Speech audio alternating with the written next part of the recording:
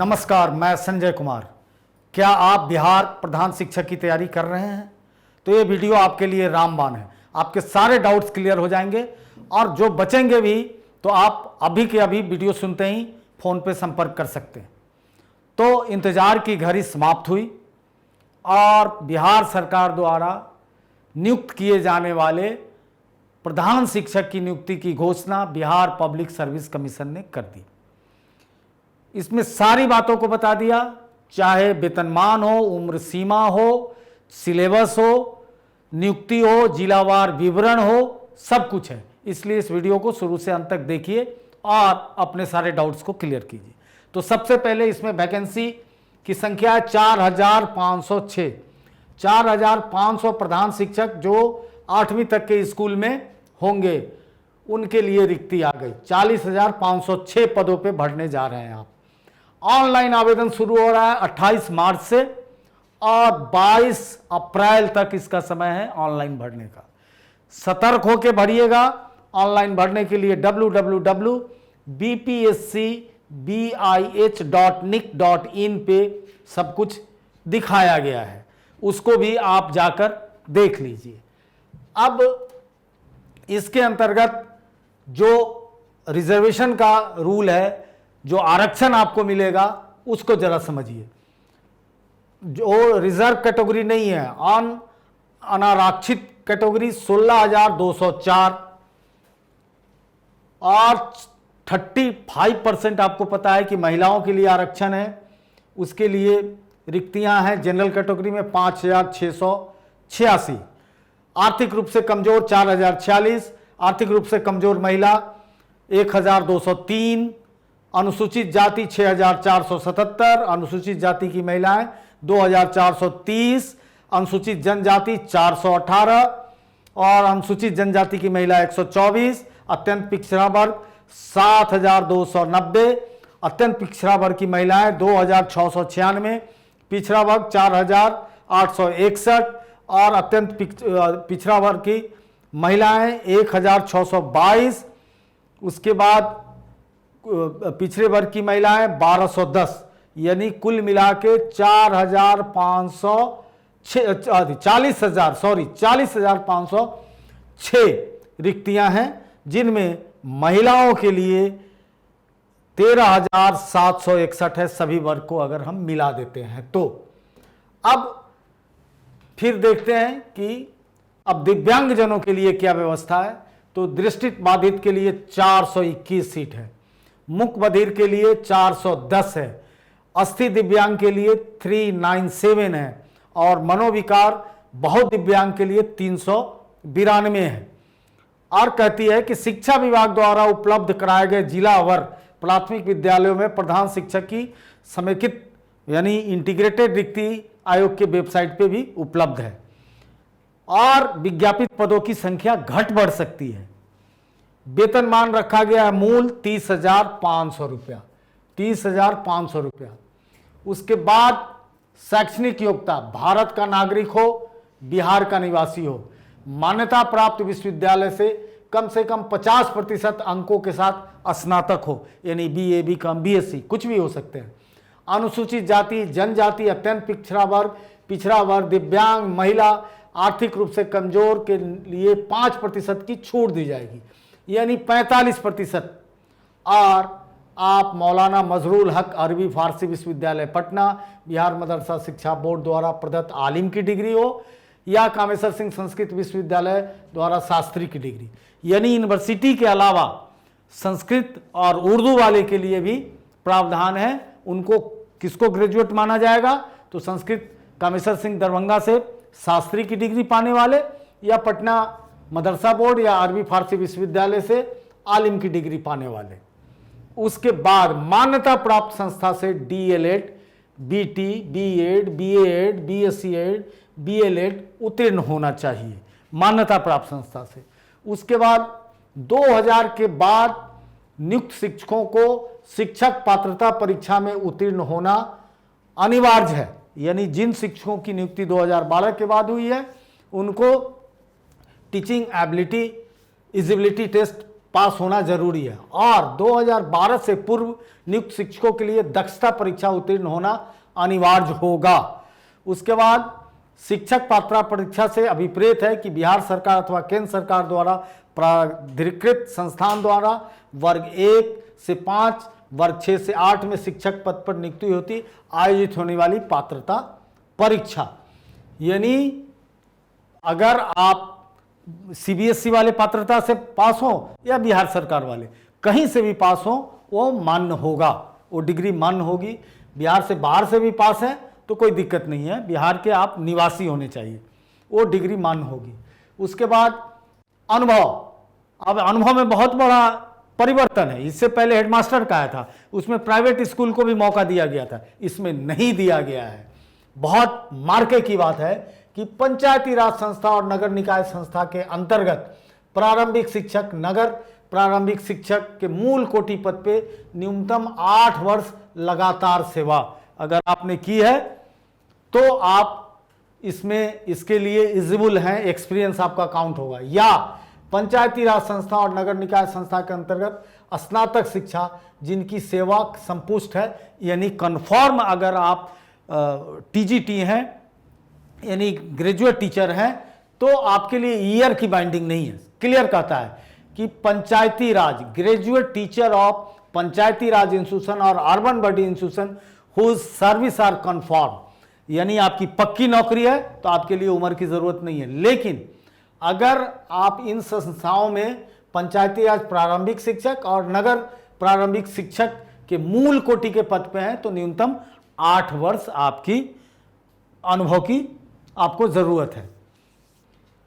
और सारे प्रमाण पत्र को शैक्षणिक योग्यता एवं अनुभव से संबंधित सभी प्रमाण पत्र ऑनलाइन आवेदन भरने की अंतिम तिथि यानी 22/4 से पूर्व आपका निर्गत होना चाहिए। यानी 22, बल्कि बहुत नेचुरल है कि 22/4 के बाद आप कैसे भरेंगे, रेक्टिफिकेशन में आपको देगा नहीं, तो सहज बात है कि इससे पहले आपको जिन लोगों से अनुभव प्रमाण पत्र लेना है फॉर्म भरने से पहले इकट्ठा पहले कर लीजिए, फिर फॉर्म भरिए। उम्र सीमा में वही है कि जो सरकार की है कि जो यानी 60 वर्ष से आपके नीचे की आयु होनी चाहिए और इसके लिए कोई अलग से प्रावधान नहीं है। बिहार सरकार पंचायती राज संस्था और नगर निकाय संस्था के अंदर कार्यरत शिक्षक के लिए न्यूनतम और अधिकतम आयु सीमा अलग से निर्धारित नहीं की जाएगी। जो शिक्षक का है जिसके आधार पर आपकी नियुक्ति हुई है, यानी आपकी नियुक्ति जिस एज पे हुई है वही चीज़ यहाँ लागू होगा। लिखित परीक्षा से होना है, जो 75-75 अंकों के 2 सब्जेक्ट को रखा गया है, यानी 150 नंबर की परीक्षा होगी, 2 घंटे की परीक्षा होगी, निगेटिव मार्किंग है, एक क्वेश्चन गलत करने पे 4 आना नंबर कट जाएगा, यानी 0.25, 4 गलत कीजिएगा तो 1 नंबर कटेगा। चलिए, तो ये ध्यान रखने की जरूरत है। और सिलेबस डीएलएड का रखा गया है, जो डीएलएड का बिहार में सिलेबस है उसको रखा गया है।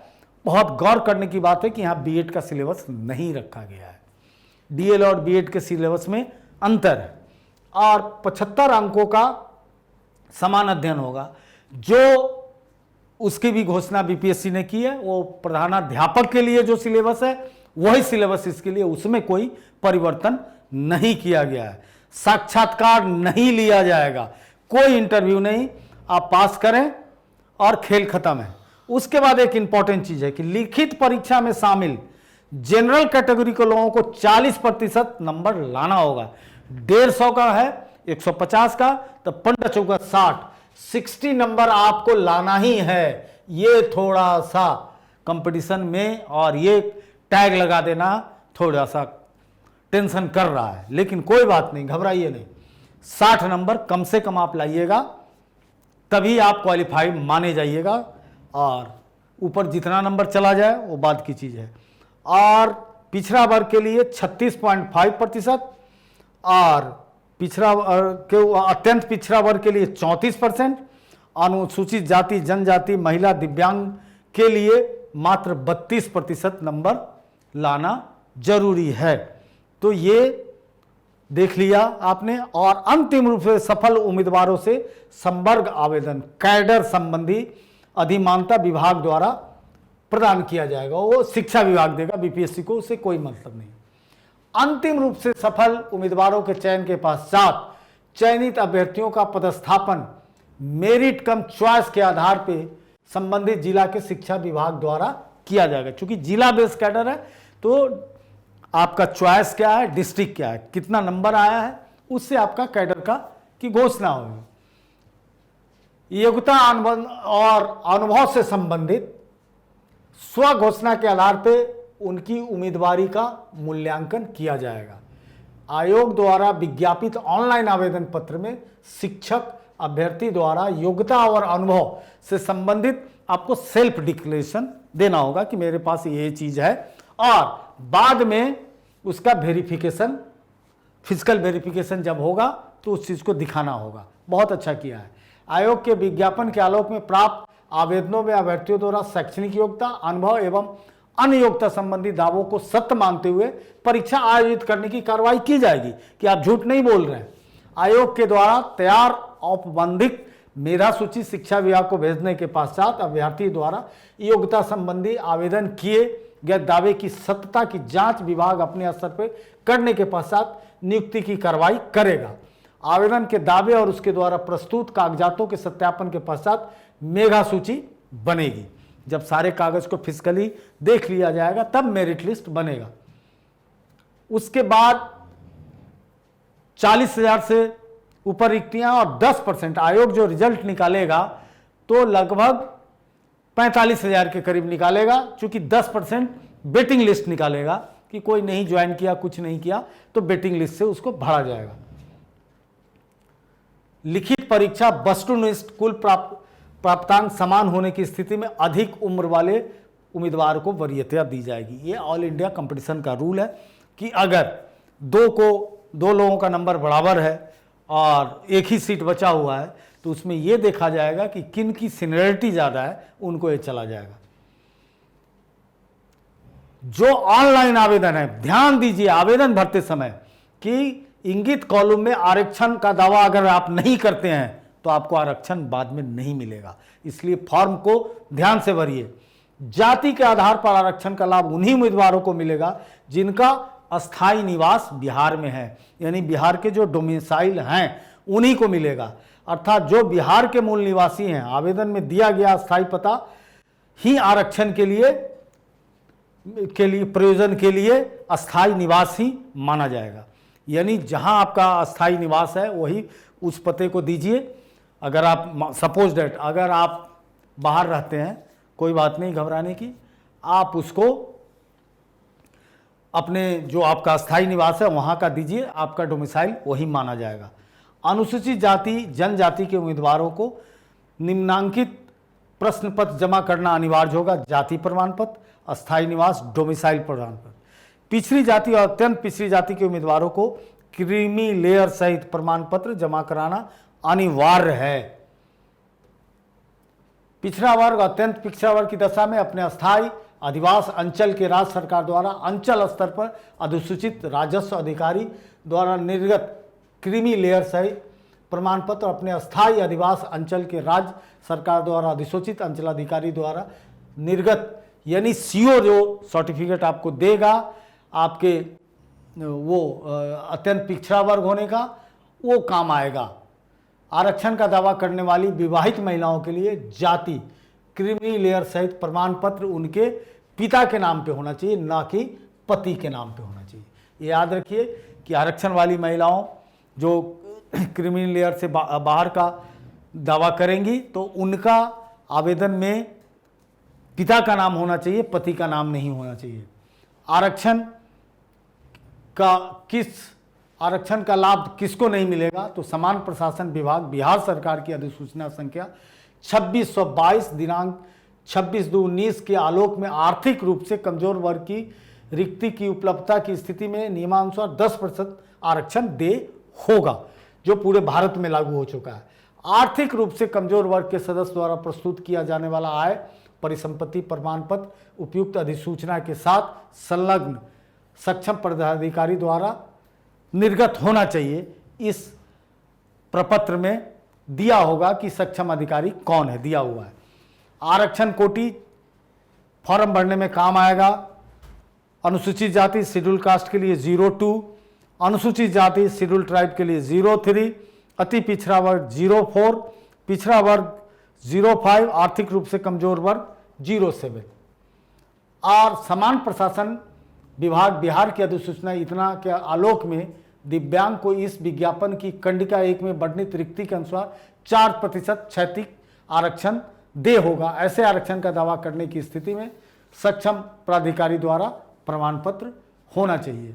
बहुत दिव्यांगता के भी केस में यही है। उसके बाद समान प्रशासन बिहार सरकार के इतना के अनुसार दृष्टिहीन वाले कैंडिडेट्स को परमानेंट लॉस या उसका लिमिट या सेरिब्रल पॉल्सी डिजीज है से ग्रसित अभ्यर्थी जो लिखने में सक्षम नहीं है तथा जिनकी निशक्तता 40% या उससे अधिक है तो एक सुरती लेखक प्राप्त करने का प्रावधान है।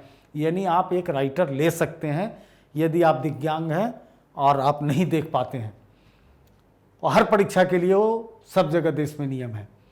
उसके बाद जो बहुत इम्पॉर्टेंट चीज़ है कि आर्थिक रूप से कमजोर वर्ग के लिए इस विज्ञापन की कंडिका इतना में वर्णित रिक्ति के अनुसार 10% आरक्षण का लाभ लेने हेतु आर्थिक रूप से कमजोर वर्ग की सदस्य द्वारा प्रस्तुत किया जाने वाला आय एवं परिसंपत्ति प्रमाण पत्र उपर्युक्त अधिसूचना के साथ संलग्न इतना में सक्षम पदाधिकारी के द्वारा नियुक्त होना चाहिए। ये पीछे भी इसको लिखे हुए। यदि आर्थिक रूप से कमजोर वर्ग को दे आरक्षण का लाभ नहीं मिलेगा यदि सक्षम अधिकारी द्वारा OEWS इकोनॉमिक वीकर सेक्शन का सर्टिफिकेट नहीं है तो। उसके बाद ऑनलाइन आवेदन भरने के क्रम में अभ्यर्थियों को कतिपय सूचना सिर्फ डाटाबेस संधारित करने के हेतु ली जा रही है। अगर उक्त सूचना किसी प्रकार का छूट विज्ञापन में अंकित नहीं है तो उसका दावा न करें। और अभ्यर्थियों को आयोग शिक्षा विभाग द्वारा किसी भी समय मांगे जाने पर सक्षम प्राधिकार द्वारा निर्गत निम्नलिखित प्रमाण पत्र की मूल प्रति आपको देनी होगी। मैट्रिक का प्रमाण पत्र, जन्म तिथि के लिए शैक्षणिक योग्यता का प्रमाण पत्र, शैक्षणिक योग्यता के अनुरूप अंक पत्र, शैक्षणिक योग्यता के अनुरूप सक्षम पदाधिकार द्वारा निर्गत अनुभव प्रमाण पत्र, अत्यंत पिछड़ा वर्ग के उम्मीदवारों के लिए क्रीमी लेयर रहित प्रमाण पत्र और पिछड़ा वर्ग अत्यंत पिछड़ा वर्ग के उम्मीदवारों के लिए क्रीमी लेयर रहित घोषणा पत्र मांगा जाएगा वेरिफिकेशन के लिए, फिजिकल वेरिफिकेशन के लिए। और इसमें जो उसी तरह से अनुसूचित जाति जनजाति का जो ऑथराइज अथॉरिटी है वही इसको उन्हीं के द्वारा निर्गत सर्टिफिकेट होना चाहिए।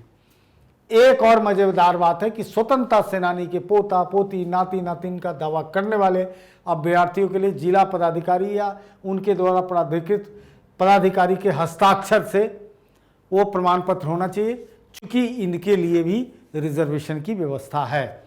उसके बाद पहचान पत्र फोटोयुक्त हाल में खींचा हुआ 4 फोटो ये रखिए, और 4 फोटो इसलिए कहता है कि आगे भी ज़रूरत होगी। और लिखित परीक्षा के लिए भरे एवं डाउनलोड किए गए आवेदन पत्र की प्राप्ति को रखना चाहिए। समान वर्ग के लिए फीस रखा गया 750, अनुसूचित जाति जनजाति महिला इन सब के लिए 200 रुपये रखे गए हैं। यानी 2 वर्ग में फीस है 450 या 200 रुपया। आरक्षण की कैटेगरी में 200 है। सभी कोटि के दिव्यांग अभ्यर्थी आधार पर लिया जाएगा। आवेदन प्रारंभ करने की तिथि 28/3 से हो जाएगी और ऑनलाइन आवेदन भरने की अंतिम तिथि 22/4 है। उसके बाद आपको 1 सप्ताह के लिए एडिट करने के लिए कुछ चीज़ें में ऑप्शन मिलेगा, और जब वो और इसको कहीं रजिस्ट्री पोस्ट से नहीं भेजना, ऑनलाइन ही भेजना है, और उसका आपको प्रिंट निकाल के अपने पास रख लेना है। उसके बाद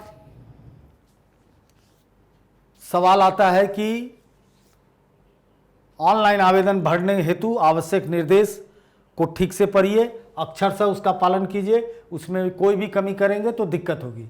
सुधार परिवर्तन हेतु बिंदु, आवेदक का नाम, पिता का नाम, माता पति का नाम, तिथि, लिंग, आधार संख्या, जाति, आरक्षण कोड, भूतपूर्व सैनिक, बिहार राज्य के सरकारी सेवक इत्यादि में परिवर्तन सुधार के संबंध में। कहता है ऑनलाइन आवेदन के द्वारा एडिट की प्रक्रिया पूर्ण हो जाने के बाद प्राप्त किसी भी तरह के परिवर्तन में सुधार पर विचार नहीं किया जाएगा। भरे गए डाटा को अंतिम समझा जाएगा। उम्मीदवार द्वारा भरे गए डाटा, उसके द्वारा प्रस्तुत प्रमाण पत्र कागजात में कोई भिन्नता आती है तो उनकी उम्मीदवारी रद्द की जाएगी। एक बार रजिस्ट्रेशन हो जाने के बाद परिवर्तन सुधार संभव नहीं है। किसमें? Mobile, email. ये मास्टर जी लोग बहुत गलती करते हैं कि ईमेल पे एकदम ध्यान नहीं देते। ठीक से ईमेल डायरी में लिख लीजिए, उसका पासवर्ड लिख लीजिए। ये शिकायत मुझे रेगुलर क्लास में बराबर आती है, तो ये नहीं बदला जाना चाहिए, क्योंकि यही आपका, जब तक ये पूरी प्रक्रिया नहीं होती है, आपका मोबाइल नंबर और ईमेल बहुत ज़रूरी है। सारा चीज़ उसी में होगा। एक से अधिक आवेदन करने या भरने के संबंध में रजिस्ट्रेशन में गलत विवरण अंकित हो जाने की स्थिति में आवेदन करने की अंतिम तिथि के पूर्व आवेदक रजिस्ट्रेशन को रद्द कर सकता है और उसी मोबाइल ईमेल से दूसरा रजिस्ट्रेशन नए सिरे से परीक्षा शुल्क का भुगतान करके आवेदन की प्रक्रिया को पूर्ण कर सकता है। वो इसी स्थिति में पूर्व में किया गया परीक्षा शुल्क का भुगतान वापस नहीं किया जाएगा। ये याद रखिए कि अगर किसी कारण से उसमें चेंज करते हैं, लेकिन उसी मोबाइल से फिर सबको करना होगा, लेकिन आपका पैसा वापस नहीं होगा। ये ध्यान रखिए। एक से अधिक आवेदन पत्र भरे जाने की स्थिति में उनके सभी आवेदन पत्रों को अस्वीकृत कर दिया जाएगा। ये सबसे ज़्यादा ज़रूरी है, इसलिए ठीक से समझ के बूझ के आवेदन करें। कोई दिक्कत हो हमारे कार्यालय से संपर्क करें। हर वीडियो के अंत में डिटेल, एड्रेस और फ़ोन नंबर दिया जाता है, इसमें भी आपको मदद किया जाएगा। और उसके बाद एक जो बहुत ज़रूरी सूचना है इसमें कि आप एक फ़ोटो लें और फोटो पे हिंदी और अंग्रेजी में दोनों में कहता है हस्ताक्षर करने के लिए, और जहां फोटो की जगह है वहां उस फोटो को स्कैन करके उस केबी का ले जाके चिपकाएं। हिंदी और अंग्रेजी दोनों में दस्तखत करें, एक में दस्तखत नहीं होना चाहिए।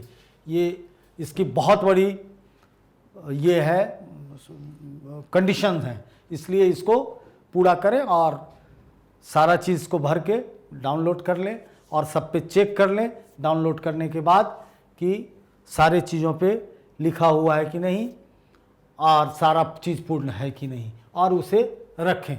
तो इस तरह से आपका काम पूरा हो जाता है। तो फिर कहता है कि आवेदक द्वारा ऑनलाइन आवेदन भरने मात्र से उसकी अभ्यर्थिता सुनिश्चित नहीं मानी जाएगी। अभ्यर्थियों को अर्हता के संबंध में अभ्यर्थियों द्वारा प्रस्तुत कागजातों के आधार पर शिक्षा विभाग अंतिम निर्णय लेगा। और सारे डॉक्यूमेंट्स इस तरह से तैयार कर लें, कोई हड़बड़ धड़पड़ ना करें, आराम से इसको पढ़ें। एक बार दो बार हम डिस्क्रिप्शन बॉक्स में भी इसका लिंक देंगे, खुद पढ़ें। बीपीएससी के साइट पे जाके इसको देख सकते हैं, इसलिए इसमें जल्दी ना मचाएं। जय Hind. Contact email straightforwardclasses@gmail.com। Phone number 9013011749। WhatsApp 8800740094।